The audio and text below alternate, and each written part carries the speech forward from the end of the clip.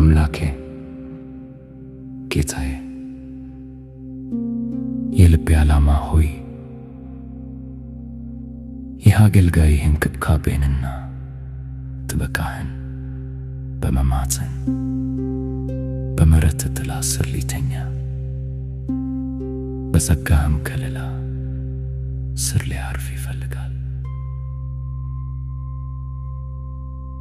ጌታዬ ሆይ አንተን ብቻ እንጂ ሌላውን ነገር ሁሉ እንዳያዩ ዓይኖቼን እንቅልፍ ከቶ በማያታልለው ዓይንህ እንድትጠብቅልኝ እለምንሃለሁ።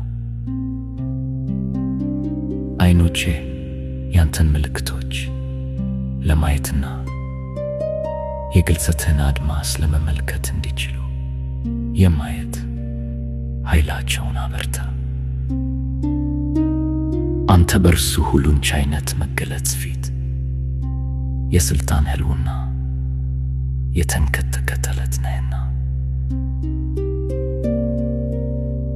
ካንተ ከፍቶም ኃያሉ ከሁሉን አስገባሪው ከማይገታው በቀር ሌላ አምላክ የለም።